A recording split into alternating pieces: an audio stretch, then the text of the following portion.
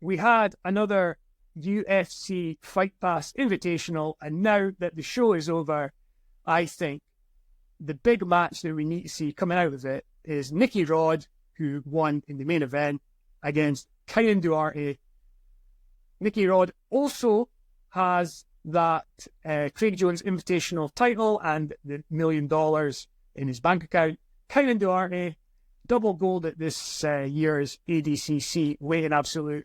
Those two guys are currently at the top of the sport, what with Gordon Ryan having what looks like another injury-enforced absence. That's the match that needs to happen. So this is the Jiu Jitsu Oracle. I'm Ross. I'm joined as always by Calum. Calum, I watched that show. I got to the end. I thought, right, let's just give us Kaynan against Nicky Rod next. That's what we need. Yeah, definitely. I've said this before, but it's a massive shock after the hype of CGI and ADCC that we've really not had any matches like making use of all these potential storylines that could come of it, like the ADCC champions versus the CGI champions, like the people in the CGI brackets that didn't get to face off against each other, the most exciting matches we had.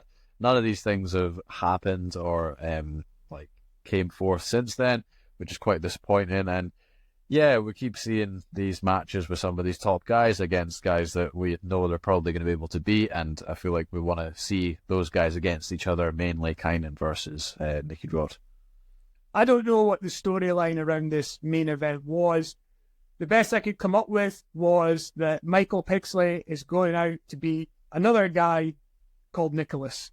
Right? That's what seemed to be the most obvious storyline there. Pixley currently sort of on a high off the back of his win against Nicholas Merigali at the ADCC. Now he's facing Nicky Rod. I thought, well, why is he facing Nicky Rod? Maybe it's just to face another Nick. But it didn't really make much sense to me. And the match, I think, went the way as to we expected it to go, right? Nicky Rod, pretty dominant. I thought the body weight of Nicky Rod certainly told on Pixley in the match. Pixley, a very, very good wrestler, but Nicky ultimately got the takedowns in the match. And I think it wasn't that long into the match where you could see Nicky Rod bearing weight on Michael Pixley, was taking a bit of load, and then on the ground, Nicky Rod pretty much only controllable up to a certain point, like holding a slippery bar of soap. It's eventually going to squirm into a guard pass or a back take, and then Nicky Rod ultimately got the submission from the back. But what did you think of the match and Nicky Rod's performance? I think the interesting point coming into it was going to be the wrestling. I think on paper, Pixley would have been touted to have the better wrestling, but we've seen Nicky Rod deal with people with better stand-up than him on paper with Owen Livesey. Owen beat Pixley in a stand-up match on Grapplefest a few years back, so you could say they're on par, if not Owen having the better stand-up. And we've seen Nicky Rod utilize his jiu-jitsu style of wrestling where he's willing to drop levels a little bit and maybe come up from guard and use that to get into the legs. We've seen him use that against Owen, who is probably, if they were to just stand and do a traditional stand-up match, Owen would probably get the better of him. But Nicky Rod's style, where he can utilize the rules of jiu-jitsu and the level change, and we've seen him be able to beat guys that are on paper better wrestling. And then I think once the actual grappling on the ground happened, we knew that it wasn't going to be overly competitive, so not much of a surprise. Did seem like Pixley's defenses broke down a little bit, and Nicky Rod did have a bit more success towards the end of the match just shooting from the feet, which was cool to see. But yeah, once it hit the mat, I don't think it was too competitive. It's good to see Nicky Rod's ability to keep him down as well. Some quite aggressive up kicks from the bottom from Pixley that he was trying to use to get some space and get up. So it was cool to see someone in a jiu-jitsu context deal with that quite well, because I know some jiu-jitsu guys can not be the best as far as keeping someone down when they get them down. I like how Nicky Rod's willing to drop down and wrestle up, because I think some people just focus on trying to wrestle their opponent down, and that can be quite challenging, and it ends up in a bit of a Greco-Roman battle at times in Jiu-Jitsu. But Nicky Rod, I think in most of his matches now, we see him drop to one knee and try try and wrestle up from that point. So like not really like pulling guard, but like going down to the ground and then having a platform that you can wrestle up on someone. And it's sort of hit a hybrid like takedown sweep. Yeah, I agree with that. One thing from the match I found quite annoying was the refereeing and the penalties given out. I've spoke about this on a few different episodes, both with ADCC and Fight Pass. It just seems to be the case in some promotions where they're giving out penalties for things that are quite ridiculous. I think if you're on the feet and there's some pitter-patter hand fighting going on, nobody's really committing to anything, these kind of situations can warrant warnings and penalties. But I think the situation I got the most annoyed at was Nicky Rod having a flattened out half guard, working to pass from there, and then he got a penalty. So that sort of situation, if you are getting warned and getting a penalty from that, that would suggest that the referee just wants to see you give up that dominant position and just stand up like for the sake of it. He's got a dominant position, one of the best positions to pass from in no-gi. It takes a little bit of time to work from there. You're not just going to pull your leg out and pass straight away. So why is athletes being given penalties from that position? Are they just supposed to just let go of the position and do stupid jiu-jitsu where they've worked to get a good control position, but for the sake of the ref not giving them a penalty, they're supposed to just give it up? Like, that's ridiculous. I think he ended up passing from there anyway, so I really don't see why they're being given out penalties for these sort of positions where they are actively looking to pass. Maybe some people don't view it as the most entertaining thing if they maybe don't know what's going on, but I think people that know what's going on and know what good jiu-jitsu is are entertained and are quite accepting to watch that sort of thing, to learn from it. So I really don't understand why they're being given penalties in that situation. Yeah, I just think you have to have an acceptance that sometimes sport has phases of not being as interesting, and doesn't really matter what sport it is.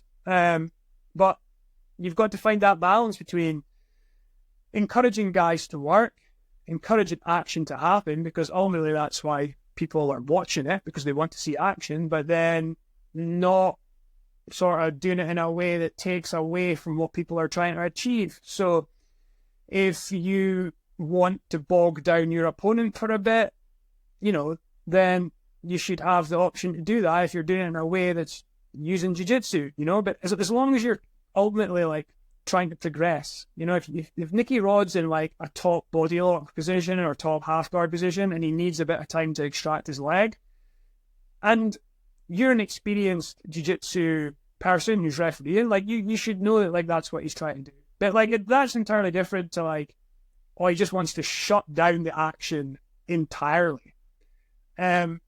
Let's just like go on the flip side of that, because like one thing that frustrates me in jiu-jitsu is how a lot of action, right? So like a lot of movement, a lot of like arms flailing, legs flailing, can be considered exciting action-packed jiu-jitsu, wherein the reality is nothing's happening, right? No. So I'll watch matches and like guys are like, oh, there was so much going on. They were like flying around, and it's not. It's just like guys run in and then like they back off, and they run in and they back off, right? Yeah. And to me, like Nicky Rod, like being in a top half guard or a top body lock, it's like there's way more jiu-jitsu going on there, and there's way more attempted progression rather than just like guys running around. Yeah, I mean, what you were saying there just made me think of the match on that card with Andy Varela and Dante Leon. I can't remember. Do you remember if Varela did get a penalty for his top action? I don't know. I know he got a penalty for the slap. Yeah, for the slap, but I really, if he did, it was maybe just one. But I think Nicky Rod got more penalties for actively body locking, progressing to half guard, like constantly working to pass, being engaged, than Andy Varela did just completely doing anti-jiu-jitsu, darting in and out. As soon as there's some connection, he just rips away and backs off. And like we saw in that match, as soon as there was any sort of action or connection, he instantly got submitted. So yeah, it's frustrating that they're rewarding actions like that where no jiu-jitsu is going on and people are just moving for the sake of it. I think the people that are contemplating what they think is entertaining and what the fans want to see should reconsider that, because I definitely don't find that entertaining. I'd rather people are actually doing jiu-jitsu and trying to progress the match. Agreed.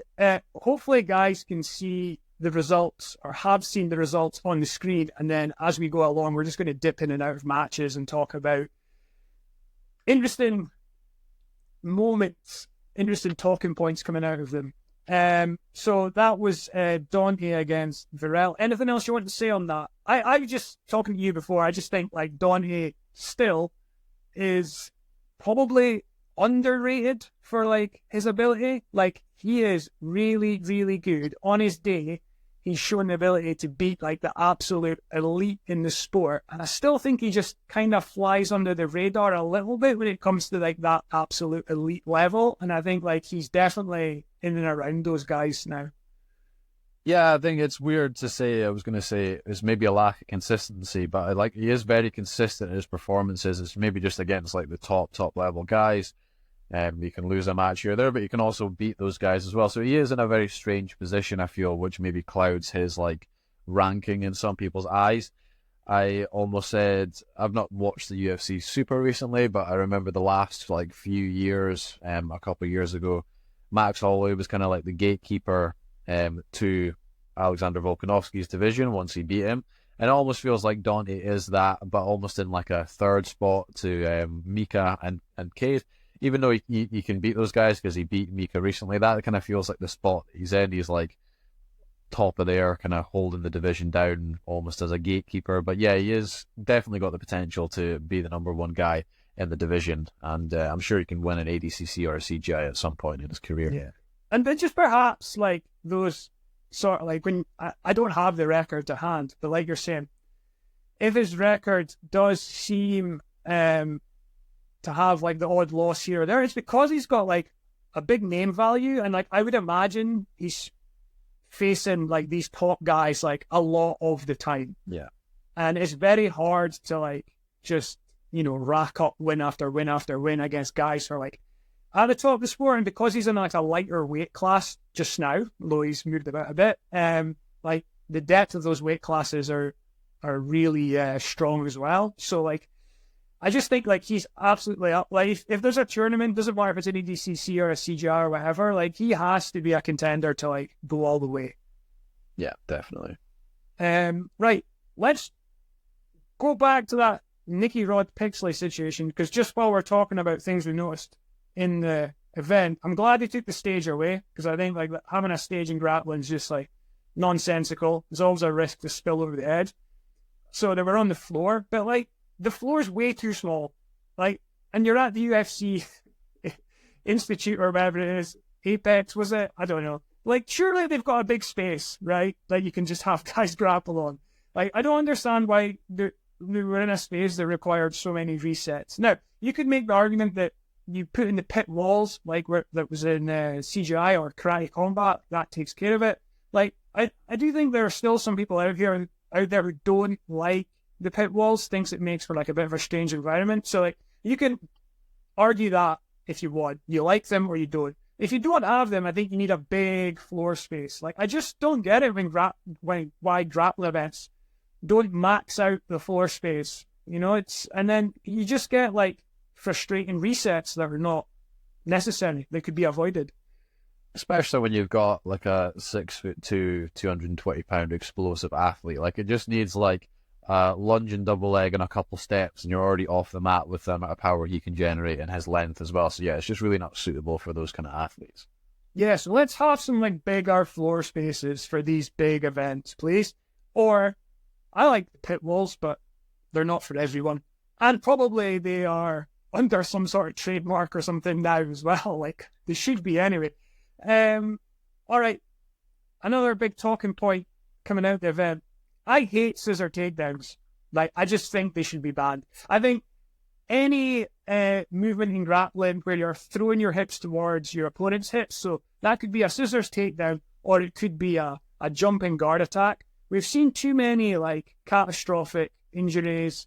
It's too hard to keep your opponent safe as you're trying to do it and not, like, wreck their knees or their hips even. And it makes me think of like in the NFL, there's rules about like where, when, and how you can hit a quarterback because they know how valuable the quarterbacks are to the game, right? And you can still tackle them, right? And you can get them to the ground and you can get the ball out of their hands and all this kind of stuff, right? But you're just not allowed to do stuff that's got like a high risk of injury to those guys in particular. And there's, you know, there's rules for other, for all players in the sport, but like I'm just thinking of the quarterbacks in particular. And it's just like grappling as well. Like, just like, say you had a match happening at the top of the card and you're trying to use that match to set up another match and you're hoping that a guy wins. And then like his opponent just like jumps into the side of his knee with a scissors takedown. It's just like, it's just too risky for me to take,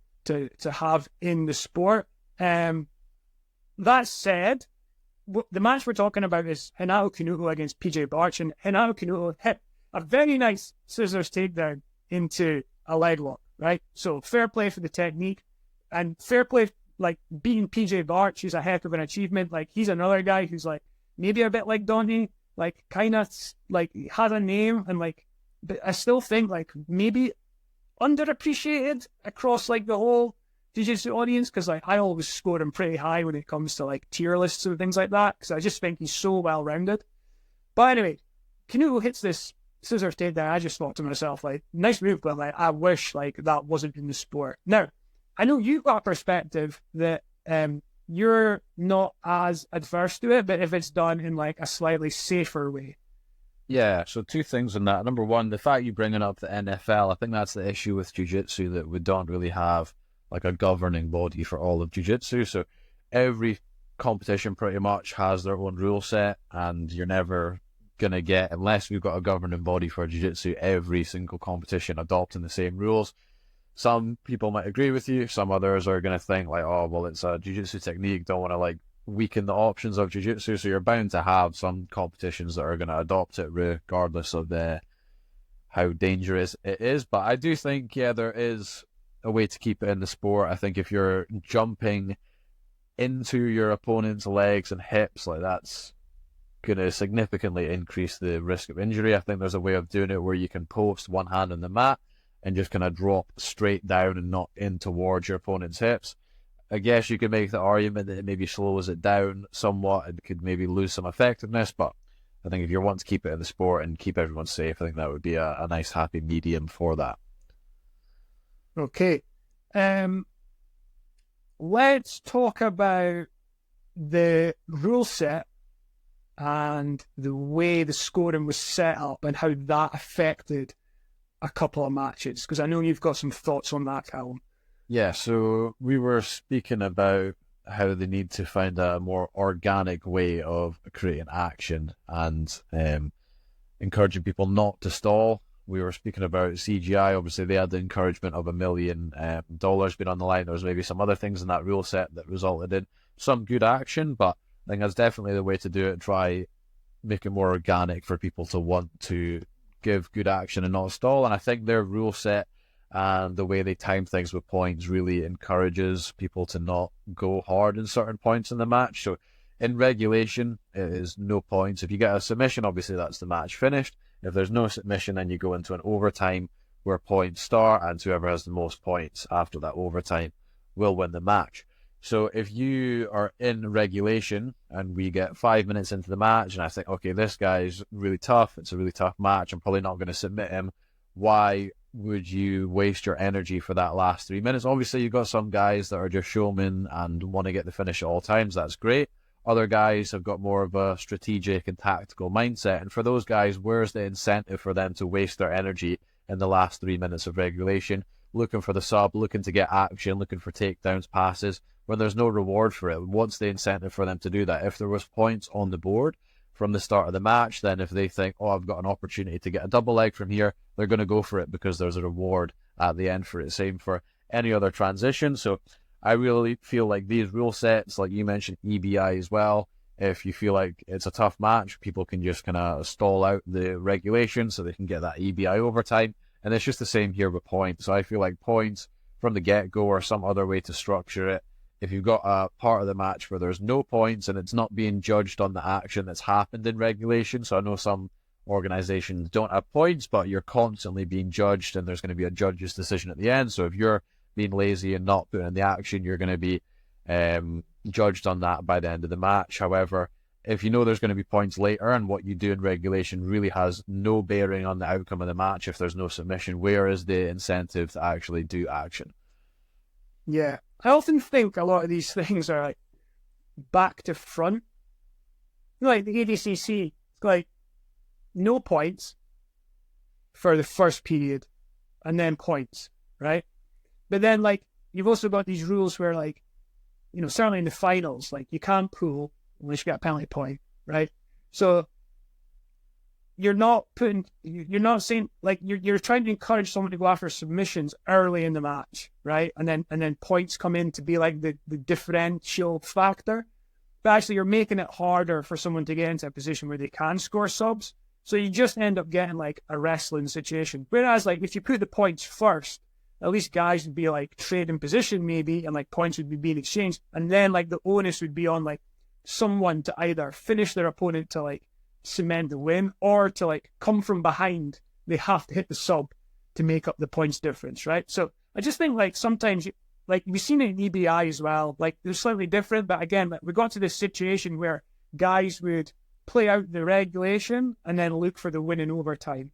And I just wonder if like that could happen in this FPI situation where like guys play out the regulation and then look to score some points in overtime to win. Now, that said, I think like the last 5 matches on the FPI card all had submissions on them, off the top of my head. So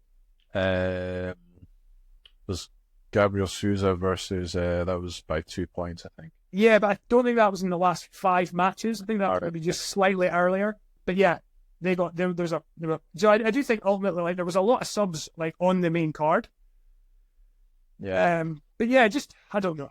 It's like I don't think it's like I don't think yet. Maybe we could all help. Maybe this podcast and like the comments that come in can help like find like the optimal scoring system for jiu-jitsu or submission grappling. But I still think we're scratching around trying to find it. Yeah, I think the ironic thing is sub-only rules tend to like give an environment for subs to not happen a lot of the time. I think if you know, there's times ticking down on the clock and the match is even and someone's getting super close to passing your guard, you're going to want to try avoid that and overextend, and then that's when someone can jump on an armbar or a darce, or, you know, you get taken down, you try scramble back to your feet, and then someone jumps on your back because of that, because you're not wanting to concede the takedown. But if you're just in a super defensive mindset and someone passes your guard and you just shell up, then obviously it's less likely there's going to be a submission. I think the threat of points and not wanting to concede points can a lot of the time open up submission opportunities. Yep.